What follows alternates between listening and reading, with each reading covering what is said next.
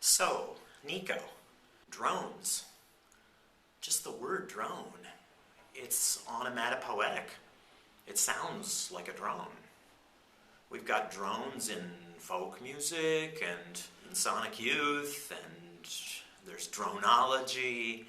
What is it about drones and droning that's so interesting? I like drones because when I was a kid, I used to listen to the sound of the vacuum cleaner and sort of sing along, or the sound of the refrigerator, or the sound of an empty hotel room. All these things are sort of poetic for me, and they contextualize harmonies in a really good way. I'm not sure about the folk use of drones. I think in my case, it has more to do with technology, which is why I like them rendered sort of off stage by electronic instruments. In the case of this particular piece, I think the drones serve to remind you of where the harmonies are meant to go, and then sort of correct you off if you the pianist get off course. When we started to talk about the possibility of you writing a piece for me, the thought that there would be an electronic part, a backing track, was really in this idea from the beginning. And I wonder if that's a different kind of project for you, to write a piece where there's a fixed part than writing a piece where you have live musicians alone. Music without a fixed part, as in music that has the possibility of so different interpretations, or there's one thing that's fixed and other things that aren't. It is a little bit different in that the improvisatory gesture can be the first one, which for me is rare. Normally I start from the manuscript, and I start from a sort of place of extreme control, whereas with this piece I can start by just listening to the drone and sort of wallowing in it in a way, and then sort of crawling my way out of it. It feels much more. It feels like a slightly more honest process, um, than the sort of mathematical precision that I normally start with. With postmodernism, we talk a lot about appropriation, even theft. In pop music, certainly remixing and reusing material is a dominant way of making sounds now. And when I listen to drones and piano, there are elements in the music which relate to other music, I think. And I wonder if there's anything you would like to say, anything further you would like to say about appropriation. Appropriation in this case is, I would say, a funny tangent. I mean, the world of drones and piano comes in my mind sort of from the world of Lamont Young, and it comes from the world of sort of Terry Riley. So in that sense, there is an appropriation, but I haven't really.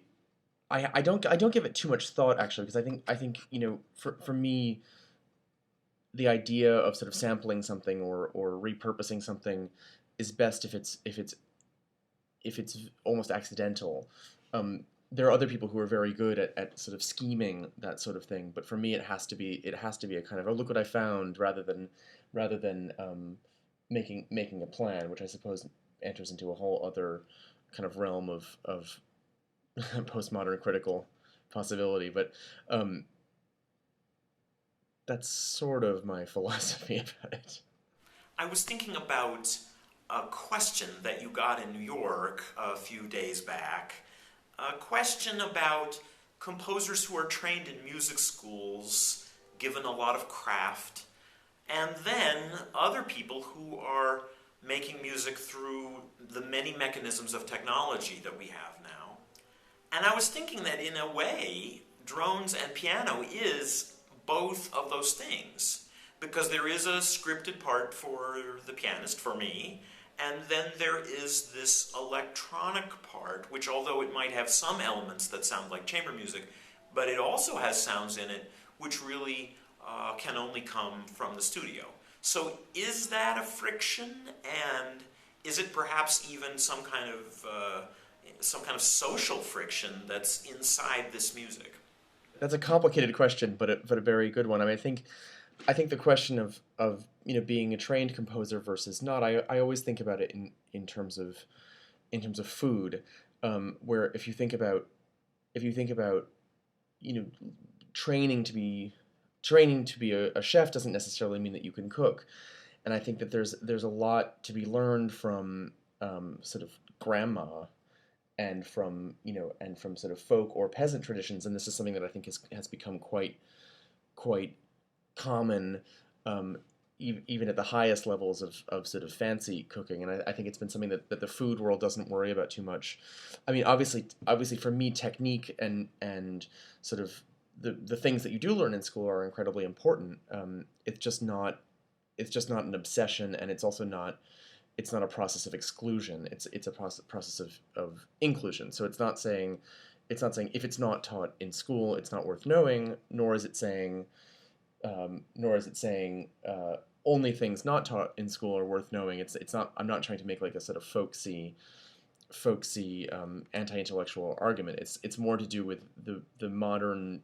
For me, the modern world includes things that come from both worlds, or not both worlds, but from all worlds. And so to have a piece that's hyper notated for the piano, but also has this completely free element that was generated by me and my friend Nadia sort of messing around in the studio.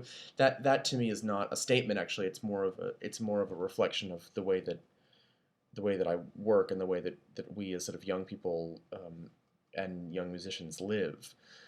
So in as much as there is a commentary, I think it's as much as sort of in the performance of the listener and the performance of someone who's thinking about it in those terms, which is definitely not me.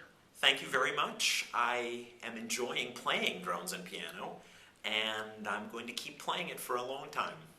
Thanks, Bruce.